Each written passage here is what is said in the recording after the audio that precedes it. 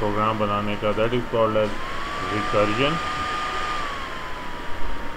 अब तक जो हमने इस सब्जेक्ट में कवर अप किया है वो है स्टैक, और फिर स्टैक इम्प्लीमेंटेशन देखी थी हमने अरे के थ्रू और लिंक लिस्ट के थ्रू।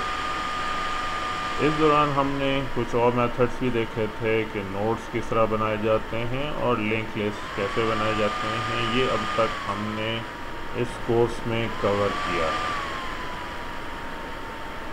आज हम जो देख रहे हैं रिकर्जन के अंदर, तो रिकर्जन क्या है? रिकर्जन कुछ भी हो सकती है that defined in terms of smaller version of itself,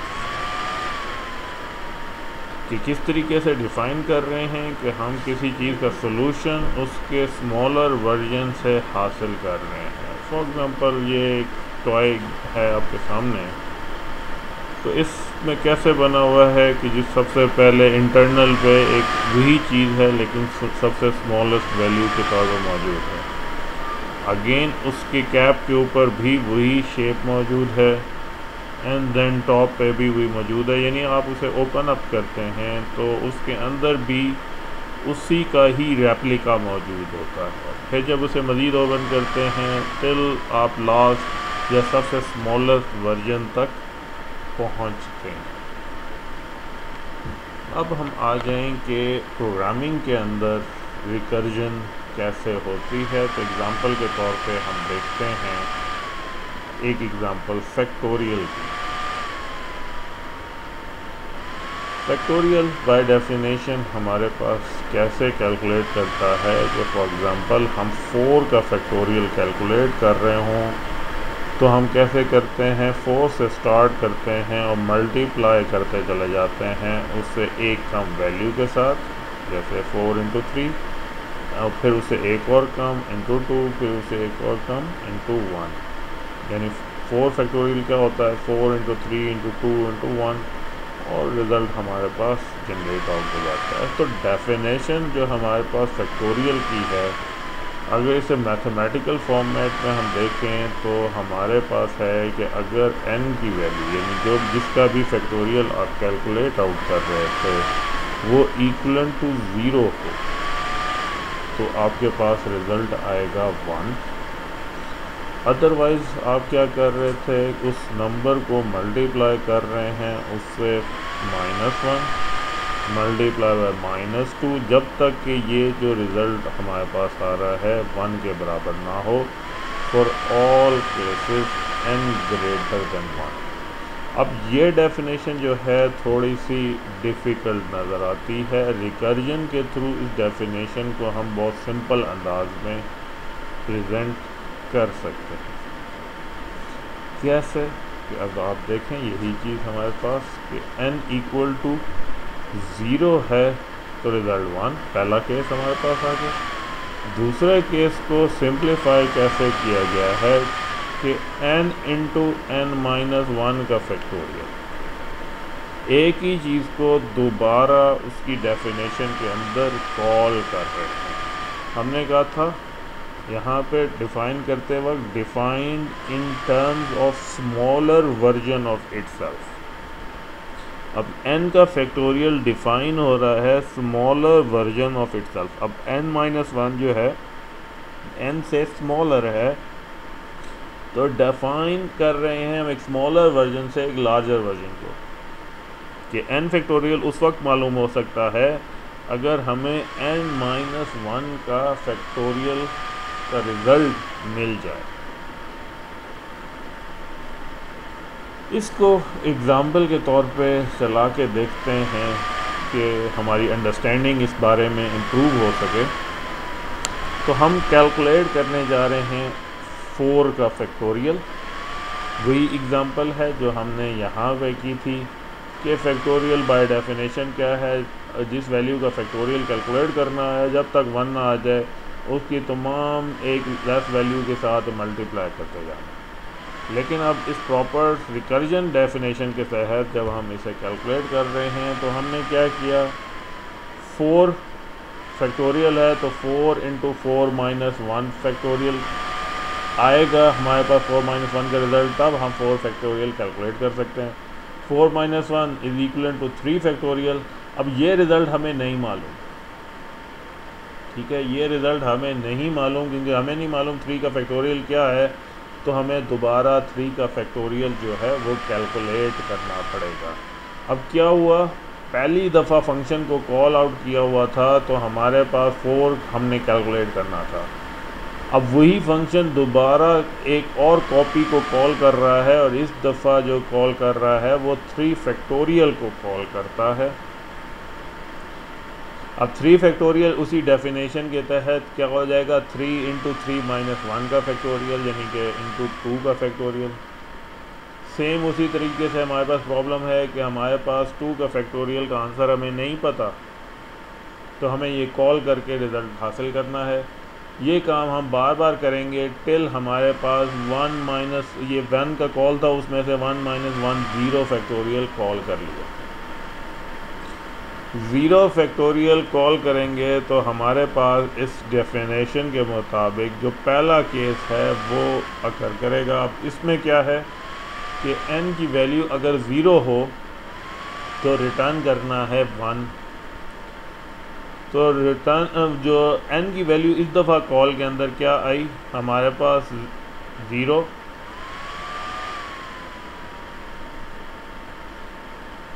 हमारे पास वैल्यू आई 0, और 0 का रिटर्न हमने किया 1। अब यहाँ से वैल्यू जो है वो रिटर्न बैक करनी है, वापस मूव करनी है। यहाँ तक हमें आगे मालूम हुआ कि रिज़ल्ट जो है 0 फैक्टोरियल का 1 है, और ये एक कॉल से पीछे वापस मूव करेगा, और फिर उसका रिज़ल्ट उससे बैकवर्ड मूव करेगा टिल हम जो है फाइनल जहाँ से ओरिजिनल कॉल हुई थी उस तक पहुँच जाएंगे। अब जैसे हमारे पास 0 फैक्टोरियल, जहाँ इस कॉल में देखें 1 × 0 फैक्टोरियल था, आंसर हमें यहाँ से मिल गया, तो हमने क्या किया, रिटर्न बैक किया, तो ये रिप्लेस कर दिया इसको 1 के साथ। 1 फैक्टोरियल का आंसर भी 1, यहाँ से वापस मूव करेगा तो हम जहाँ पे हमने लिखा हुआ था 2 × 1 फैक्टोरियल जिस कॉल के अंदर, वो रिप्लेस हो जाएगा × 1 के साथ, फिर उससे बैकवर्ड मूव होता जाएगा। एग्ज़ाम्पल इस तरह देख लें, हमने मालूम किया 2 × 1, तो हमें मालूम हो गया 2 का फैक्टोरियल का आंसर क्या है 2।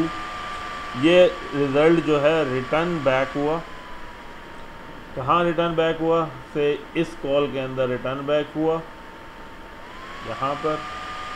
अब रिप्लेस 2 फैक्टोरियल जो है वो रिप्लेस हो गया उसके आंसर के साथ, तो 3 × 6 इस कॉल का आंसर जो है वो हमें मिल गया, आंसर आया गया 6। ये कॉल अब रिटर्न बैक करेगा पिछली साइड पे, तो इसका बैक साइड जो कॉल हुई थी वो हमारे पास ये फंक्शन मौजूद था। यहाँ हमने क्यों अगली कॉल की थी, क्योंकि हमें 3 फैक्टोरियल का आंसर नहीं मालूम था। 3 फैक्टोरियल का आंसर मालूम हो गया तो उसको रिप्लेस कर देना है 6 के साथ, एंड ये रिज़ल्ट जो है वो हमें रिटर्न बैक कर देगा 4 × 6 24, और हमारे पास फाइनली आंसर आएगा जिस नंबर का फैक्टोरियल हम कॉल कर रहे हैं।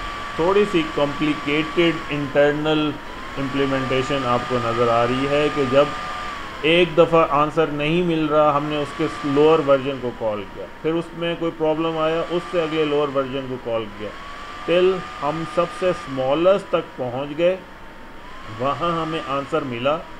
तब आंसर जो है वो वापसी का रास्ता लेता है, फिर एक एक कॉल ख़त्म होती जाती है, उससे पिछली कॉल पे हम चलते जाते हैं टिल हम आखिरी कॉल पे पहुंच के आंसर जो है रिटर्न बैक करते हैं। अब इन सारी बातों को ख़ुलासा करें तो हमारे पास हम देख सकते हैं कि रिकर्जन की डेफिनेशन क्या हो सकती है, कि रिकर्जन में हमारे पास एक इम्पॉर्टेंट चीज़ के बेस केस होता है। बेस केस क्या है, जो सबसे smallest version, and that smallest version का आंसर जो है हमें मालूम है। इस फैक्टोरियल के केस के अंदर हमारे पास बेस केस क्या है, जब n की वैल्यू 0 हो तो आंसर 1 है। हमें डेफिनेशन के थ्रू ही पता है कि हमारे पास आंसर क्या होगा। इसका नाम हो गया ये बेस केस। दूसरा जनरल केस या रिकर्सिव केस। रिकर्सिव केस क्या है? जिसका आंसर हमें उस वक्त मालूम हो सकता है जब हमें मालूम हो जाए उसके स्मॉलर वर्जन का आंसर। क्या मतलब हुआ कि हम सॉल्यूशन इसका उस वक्त दे सकते हैं जब हमें स्मॉलर का पता लगे, यानी कि ये एक्सप्रेस होता है अपने स्मॉलर वर्जन के थ्रू। तो हमारे पास जो ये डेफिनेशन मौजूद थी, तो इसमें जो लोअर लाइन है हमारे पास, ये रिकर्सिव केस है।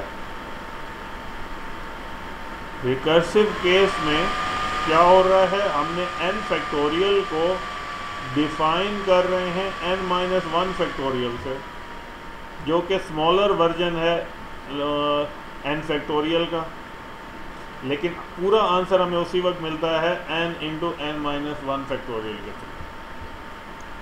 तो ये चीज़ हो गई हमारे पास दो इम्पोर्टेंट केस, बेस केस और रिकर्सिव केस। किसके अंदर? रिकर्जन के अंदर। अब इन दोनों की मदद से अगर हम एल्गोरिदम बनाते हैं तो वो एल्गोरिदम क्या कहलाया जाता है? Recursive algorithm. यानी कि वो एक्सप्रेस करता है अपना solution in terms of smaller version of itself, जो बात हमारे पास रिकर्सिव केस थी।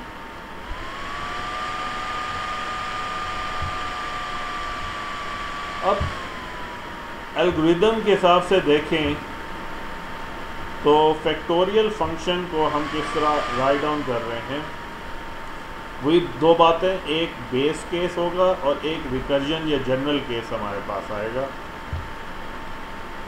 क्या कि n जब तक अगर तो इक्वल टू 0 के बराबर है तो रिटर्न 1 करें, और अगर 1 से या 0 से ग्रेटर है हमारे पास तो क्या रिटर्न करे? n इंटू सेम फंक्शन अपने आप को कॉल करते हुए n-1 का। ये हमने एल्गोरिदम की फॉर्मेट में लिखा। मैथ्स की फॉर्मेट में हमने उसको इस अंदाज में राइट डाउन किया था कि n factorial equal to n if n equal to 0, n cross n-1 factorial if n greater than 0। अब जब हम उसे एल्गोरिदम बना रहे हैं तब हमने उसको मेन अब फंक्शनैलिटी की कोड में हमने कैसे उसे राइट डाउन करना है। अब इस एल्गोरिदम को जब हमने जावा के अंदर राइट डाउन करना है तो हमने क्या किया? फंक्शन एक डिफाइन आउट करना है जो रिटर्न करेगा। क्या रिटर्न करेगा? एक इंटीजर। रिसीव भी क्या करेगा? एक इंटीजर। प्री कंडीशन यानी कि इस फंक्शन को सही चलने के लिए पहले से हमें क्या मालूम होना चाहिए कि n की वैल्यू नॉन नेगेटिव यानी 0 से ग्रेटर हो। अगर कम होगी तो ये एक लूप की तरह फॉरएवर चलना शुरू हो जाएगा। तो हमने क्या कहा यहाँ पे? डेफिनेशन के मुताबिक n जो है सेम के डबल इक्वल टू 0 के बराबर हो तो 1 को रिटर्न कर दें, अदरवाइज n इंटू फैक्टोरियल, जो कि इसी फंक्शन का नाम था, दोबारा कॉल कर रहे हैं फैक्टोरियल n-1। एक ही फंक्शन अपने आप को कॉल कर रहा है लेकिन स्मॉलर वर्जन के साथ। अगर n है तो कॉल किसको कर रहा है? n-1 को।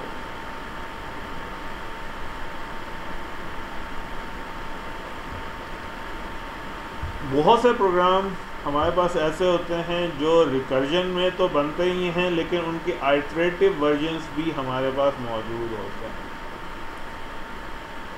आइटरेटिव वर्जन प्रोग्रामिंग लैंग्वेजेस पे तो बड़े आसानी से इम्प्लीमेंट होते हैं और इतना लोड नहीं पड़ता, लेकिन समझने के लिए उन पे थोड़ा टाइम ज़्यादा लगाना पड़ता है।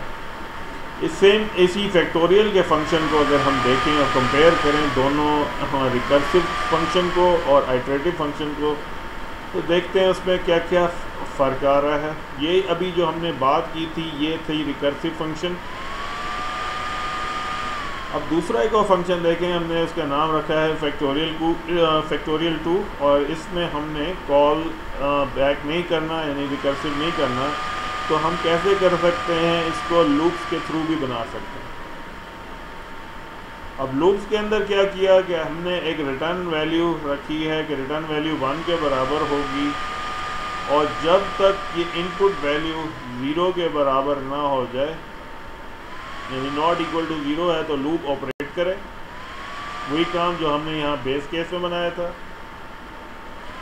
और फिर क्या करें, रिटर्न वैल्यू को मल्टीप्लाई करें, जो रिटर्न वैल्यू 1 से हमने स्टार्ट किया उसको मल्टीप्लाई करें जो अभी हमने इनपुट वैल्यू दी है उसके साथ, और उसको नया नाम नई वैल्यू असाइन हो जाएगी, और n में एक एक डिक्रीज़ करते जाएं। जब ये इक्वल टू 0 हो जाए तब हम लूप से बाहर आके इसको रिटर्न बैक कर दें। अब इस लूप वाले ऑपरेशन के मुताबिक अगर हम 4 फैक्टोरियल कॉल कर रहे होते तो हमारे पास 2 वेरिएबल चलते, रिटर्न वैल्यू और एक n की वैल्यू। जब हम कहते हैं कि n की वैल्यू 4 थी तो स्टार्ट हुआ हमारे पास रिटर्न वैल्यू 1, और फिर हमारे पास रिटर्न वैल्यू 4 इंटू 1 हुआ तो रिटर्न वैल्यू 4 बन गई, और n की वैल्यू में एक डिक्रीमेंट हुआ 3।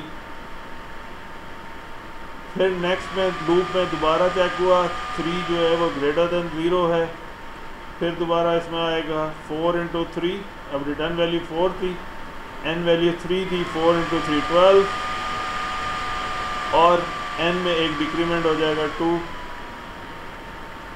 अभी भी ग्रेटर देन 0 है, एक दफ़ा फिर हो जाएगा 12 इंटू 2 24, और इसमें एक डिक्रीमेंट हो जाएगा, फिर एक दफ़ा मूव होगा नेक्स्ट दफ़ा, तो फिर 24 इंटू 1 24 हो जाएगा, और इसमें डिक्रीमेंट 0।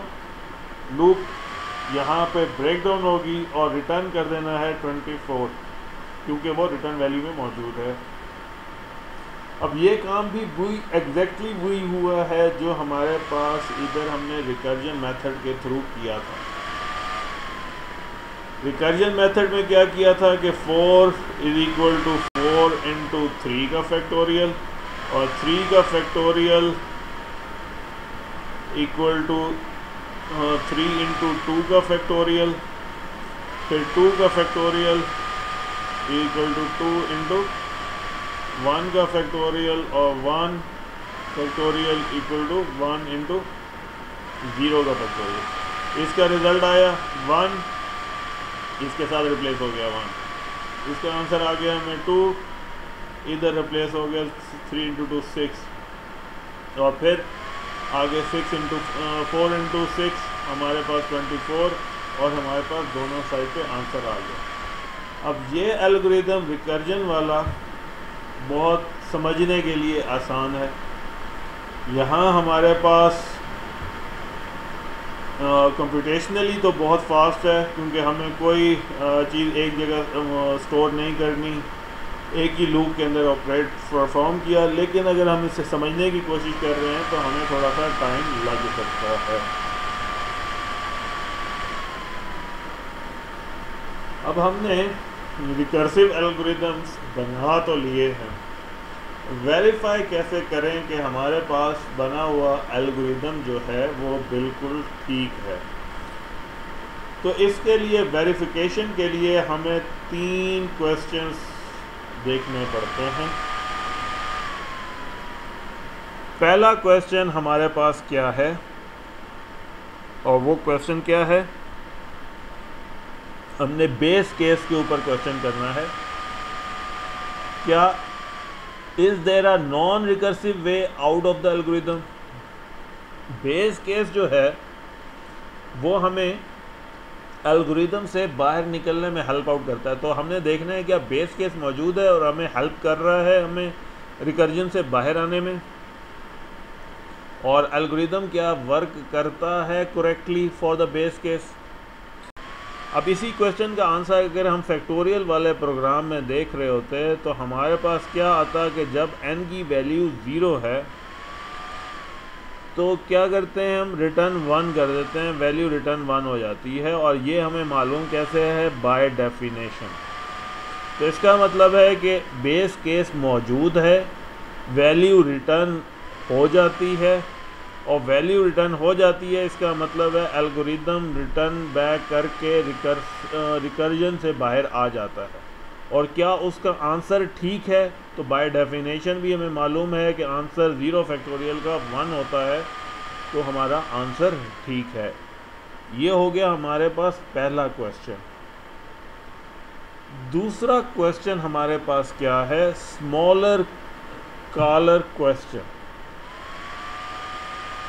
क्या मतलब हुआ कि हमने चेक करना है क्या फंक्शन अपने जो रिकर्सिव फंक्शन है, जब रिकर्सिव कॉल के अंदर या जनरल कॉल के अंदर अपने से स्मॉलर वैल्यू पे कॉल कर रहा है या नहीं कर रहा, कि does each recursive call to the algorithm involve a smaller case. जैसे फैक्टोरियल अगर n पे आ रहा है, तो जब ये रिकर्जन कॉल कर रहा है तो क्या अपने स्मॉलर से कॉल कर रहा है? तो हमने देख लिया है, हाँ, जब भी ये n पैरामीटर आता है तो जब ये कॉल करता है तो n-1 पे कॉल करता है, और ये काम उस वक्त तक होता रहता है जब तक कि हम 0 तक ना पहुंच जाए। तो यहाँ पे भी हमारा आंसर जो है वो ठीक है कि यस, हमने रिटर्न बैक करना है। ये आंसर सेकंड क्वेश्चन भी ठीक हो गया। और तीसरा केस या तीसरा क्वेश्चन हमारे सामने क्या है? जनरल केस क्वेश्चन, कि अगर तो वो जैसे पिछला क्वेश्चन ने कहा था कि वो स्मॉलर केस को कॉल कर रहा है, तो क्या हमारे पास एल्गोरिदम जनरल केस का रिज़ल्ट भी ठीक लेके आता है या नहीं आता है? जैसे हमने कहा 4 फैक्टोरियल को जब हमने किया था जनरल केस में तो 3 फैक्टोरियल के साथ हुआ था, लेकिन करेक्ट आंसर के लिए हमें 4 × 3 फैक्टोरियल करना है। अगर 4 × 3 फैक्टोरियल का रिज़ल्ट बिल्कुल ठीक आता है, हमें रिटर्न जो है वो सही आता है, तब हमारे पास ये थर्ड क्वेश्चन का आंसर भी कंप्लीट हो जाता है। यानी कि इसका आंसर थर्ड केस में जो हमने पूरी स्टेटमेंट बनाई हुई है, उस पूरी स्टेटमेंट का आंसर अगर हमारे पास ठीक है बाय डेफिनेशन, और यह साथ में अज्यूम रखा हुआ है कि स्मॉलर केस का रिज़ल्ट ठीक आएगा, तो हमारा आंसर क्या होगा? यस, बिल्कुल ठीक आ गया। तीनों क्वेश्चंस अगर सही आंसर हो रहे हैं तो हमारा रिकर्सिव एल्गोरिदम जो है वो वेरीफाई हो जाता है कि वो ठीक काम करेगा।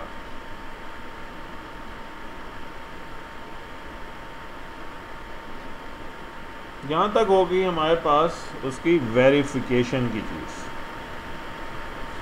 अब देखते हैं कि हमने अगर रिकर्सिव मेथड्स लिखने हों तो हमें किन चीज़ों का ख्याल रखना पड़ता है। सबसे पहली चीज़ हमें मालूम होनी चाहिए exact definition of the problem जिसको हम सॉल्व करने जा रहे हैं। जैसे फैक्टोरियल अगर हमने कैलकुलेट करना था तो हमें उसकी एग्जैक्ट डेफिनेशन जो है वो मालूम होनी चाहिए, तब ही हम फंक्शन बना सकेंगे, स्पेशली रिकर्सिव फंक्शन। सेकेंड चीज़ जो ख्याल रखनी है, हमें मालूम होना चाहिए कि इसका साइज़ प्रॉब्लम का कितना होगा। अगर हम इसके रिकर्जन कॉल करते चले जा रहे हैं तो ये कितनी दफ़ा रिकर्जन कॉल होगी। अब जैसे फैक्टोरियल का फंक्शन है, 4 फैक्टोरियल हम कॉल कर रहे हैं तो कितनी दफ़ा कॉल हो रहा है? एक दफ़ा हमने इसको 3 का कॉल किया, फिर दूसरी दफ़ा हमने 3 × 2 का कॉल किया, उससे अगली दफ़ा हमने 2 × 1 का फैक्टोरियल कॉल किया, और लास्ट में हमने 1 × 0 फैक्टोरियल कॉल किया। तो हमारे पास 1 2 3 और 4, यानी जितने हमारे पास वैल्यू नंबर थे उतनी दफ़ा ही कॉल हो रहा है। तो हमें साइज़ जो है वो हमें मालूम होना चाहिए, तो हम अंदाज़ा लगा सकते हैं कि यहाँ हमारे केस में साइज़ क्या होगा? Value of n। जो जितनी दफ़ा हमने वैल्यू ऑफ n देंगे उतना ही दफ़ा ये अपने आप को कॉल करेगा टिल रीच ये सबसे स्मॉलेस्ट वैल्यू तक पहुँच जाए।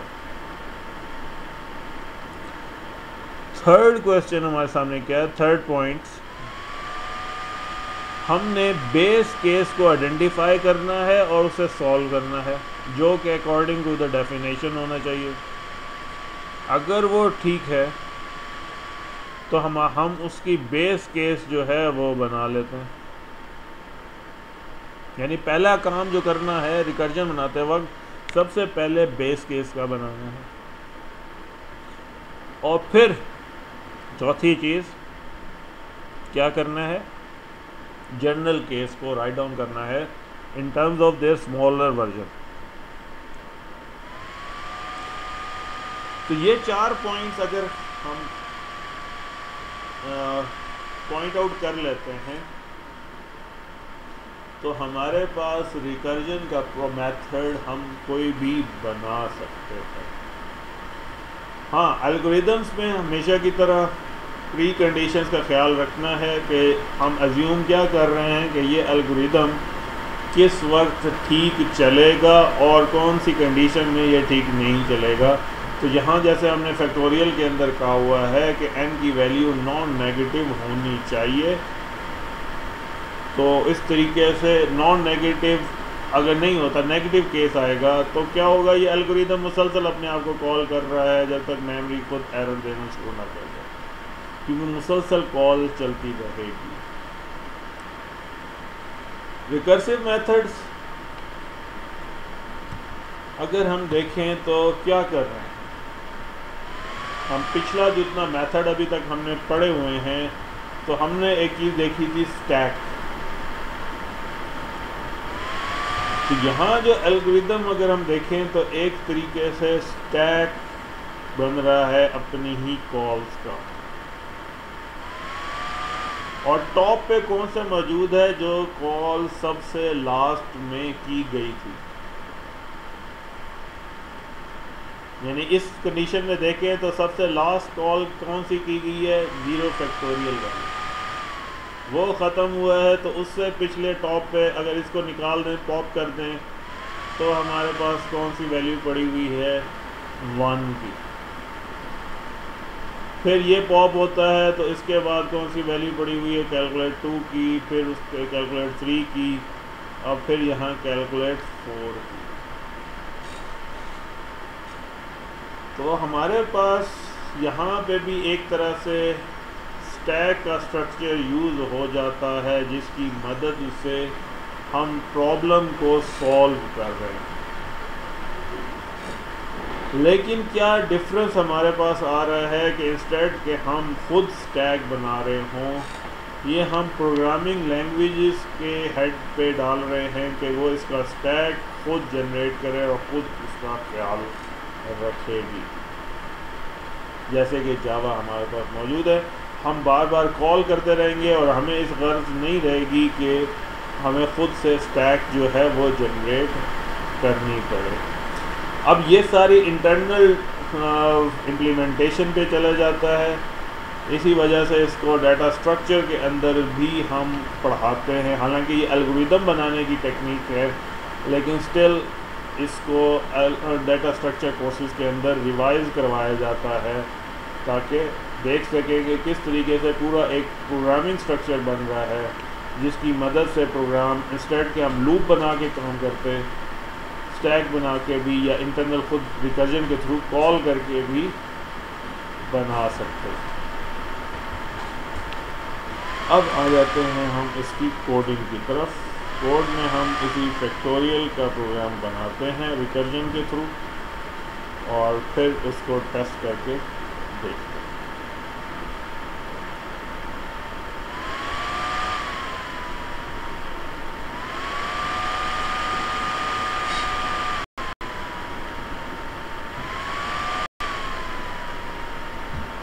नाम दे देते हैं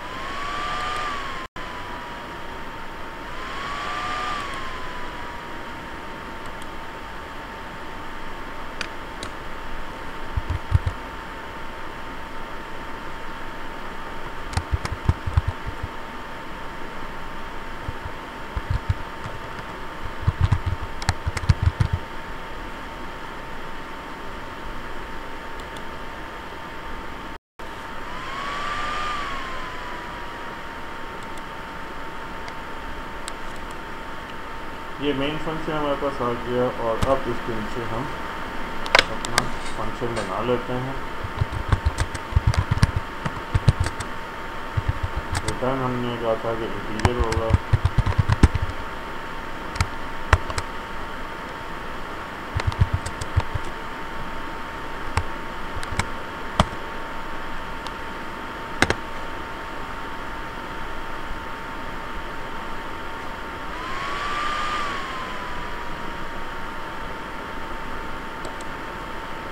अब इसके अंदर पहला केस जो है वो हमने बेस केस बनाना है।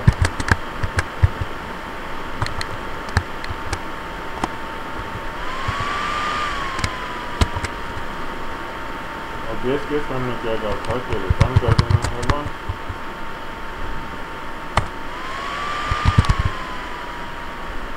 एल्स में हम क्या चेक कर रहे हैं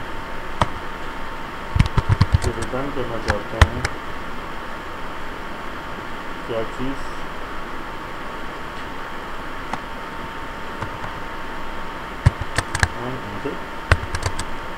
सेम फंक्शन का नाम अपने आप को कॉल कर रहा है n-1 करके।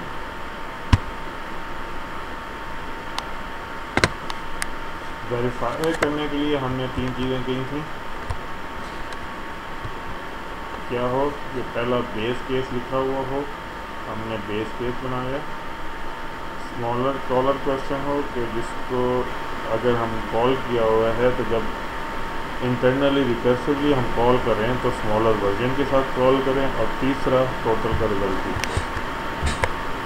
यहाँ हमने वही चीज़ कर दी, बेस केस बना लिया और इसके बाद जब कॉल किया है तो उसी के स्मॉलर वर्जन के साथ कॉल किया है। और थर्ड चीज़ कि रिटर्न रिज़ल्ट ठीक होना चाहिए, तो बाय डेफिनेशन हमें मालूम है कि ये रिटर्न रिज़ल्ट ठीक करेगा। अब यहाँ पे हम सिर्फ इसका रिज़ल्ट प्रिंट आउट करके देखें।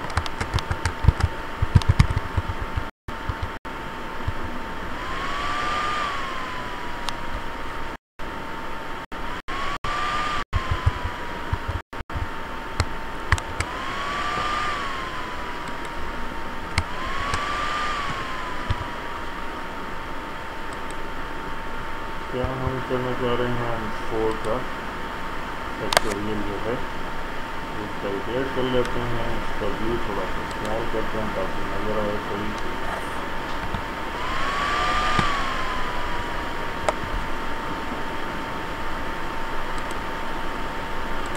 एग्जीक्यूट कर लेते हैं।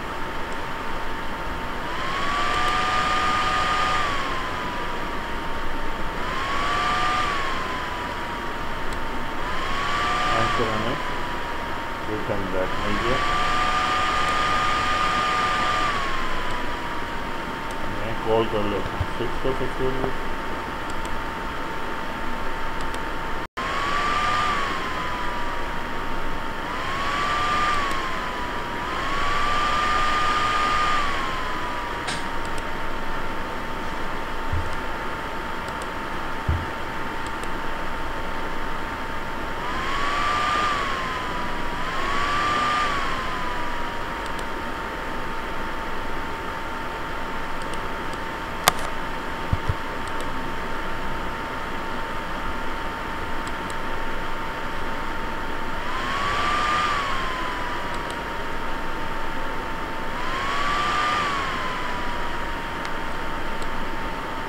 जी आंसर हमारे पास यहाँ पे गलत आ रहा है। क्यों गलत आ रहा है? क्योंकि हमने फंक्शन को कॉल ही नहीं किया हुआ, हमने फंक्शन ही नहीं कॉल किया हुआ। क्योंकि जो ये फंक्शन था, ये फंक्शन कॉल ही नहीं किया हुआ था, सिंपल प्रिंट कर रहे थे।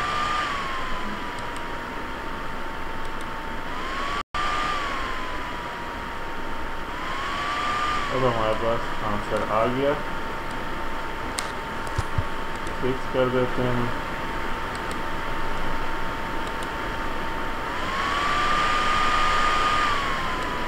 इसका फैक्टोरियल रिजल्ट हमारे सामने है। तो इधर सीखने वाली चीज़ जो आज क्लास में हमने की है वो है कि हमारे पास एक नया मेथडोलॉजी मौजूद है एल्गोरिदम्स को डिज़ाइन करने की। Instead of designing by loop में आपने देखा था कि अंडरस्टैंडिंग थोड़ी सी मुश्किल हो सकती है।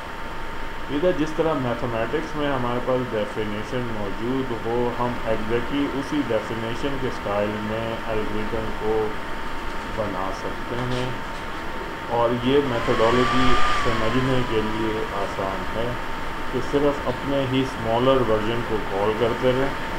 ख्याल सिर्फ रखने की चीज़ जो है वो बेस केस यानी टर्मिनेशन पॉइंट जो है वो मौजूद होना चाहिए।